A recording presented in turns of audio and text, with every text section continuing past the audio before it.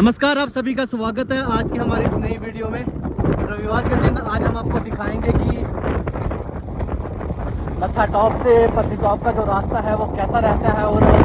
थोड़ी सी जानकारी भी देंगे ताकि आने वाले समय में वो आपके काम आ सके। फिलहाल आप देख सकते हैं कि कितनी बर्फ़बारी जो है वो इस रास्ते में हुई है और काफ़ी तादाद में जो टूरिस्ट हैं वो यहाँ पर पहुँच रहे हैं, चाहे वो जम्मू से हो या फिर देश के अलग अलग राज्यों से अगर बात करें तो काफ़ी तादाद में टूरिस्ट यहाँ पर पहुँचे। हम देखेंगे कि बर्फ़ भी यहाँ पर पड़ी हुई है। हालांकि आज बर्फ़बारी तो नहीं हुई है लेकिन काफ़ी बर्फ़ जो है वो नत्था टॉप के एरिया में देखने को मिलेगी। हालांकि पत्नीटॉप में तो बर्फ़ नहीं है लेकिन नत्था टॉप में आप देखेंगे कि बर्फ़ काफ़ी पड़ी हुई, सफ़ेद चादर से ढका हुआ है नत्था टॉप। और वहीं आज आपको जानकारी देंगे कि इस रास्ते में आप जब भी आते हैं, चाहे आप 2 पहिया वाहन से आ रहे हैं या फिर 4 पहिया वाहन से आ रहे हैं, तो गाड़ी की जो रफ्तार है वो बिल्कुल स्लो रखें क्योंकि सिंगल रास्ता है और अपनी गाड़ी जो आपको बिल्कुल स्लो चलानी है क्योंकि वापस जाते समय जब आप नत्था टॉप से पत्नीटॉप की तरफ जाएंगे एक तो ढलान काफ़ी है, तो कोशिश करें कि गाड़ी अपनी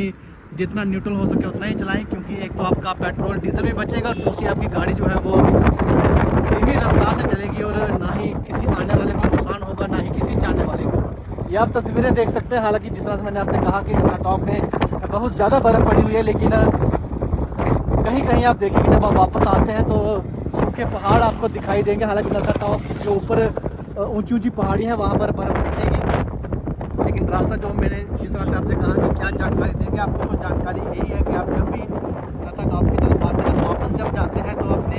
2 पहिया वाहन और 4 पहिया वाहन की जो रफ्तार है वो बिल्कुल स्लो रखें ताकि किसी भी आने जाने वाले टूरिस्ट को सैलानी को कोई दिक्कत ना आए। इस समय हम 2 पहिया वाहन से हैं और जो मेरे भैया आगे बाइक चला रहे हैं उन्होंने न्यूट्रल रखी है क्योंकि उन्होंने मुझे समझाया, उन्होंने कहा कि जब भी इस रास्ते से आना है तो बिल्कुल न्यूट्रल आना है। मैं उनका इस बात के लिए उनका शुक्रिया अदा करूँगा क्योंकि बड़ा ही कोई समझाता है कि इस रास्ते पर कैसे चलना है। तो उन्होंने कहा कि मैं यहाँ पर आता रहता हूँ, तो जिस तरह से उन्होंने मेरे से कहा कि हम यहाँ से न्यूट्रल चलेंगे जितना हो सकेगा क्योंकि अगर हम गाड़ी की चाबी ऑन रखेंगे या गाड़ी स्टार्ट रखेंगे तो हो सकता है गलती से जो क्लच है जो रेस है वो दब जाए क्योंकि ठंड है, हाथ टूट जाते हैं। तो हमें तो गाड़ी अपनी न्यूट्रल रखनी ताकि गाड़ी जो है वो धीमी रफ्तार से चलती है। आप देख सकते हैं सिंगल रास्ता है, मोड़ भी काफ़ी बड़े बड़े हैं और हम इस समय 2 पहिया वाहन से चल रहे हैं। ये आप देख सकते हैं तस्वीरें, सिंगल रास्ता है और यही जानकारी आज मैं देना चाहता था कि जब आप नत्था टॉप से वापस पत्नीटॉप की तरफ जाते हैं तो बिल्कुल स्लो चलें और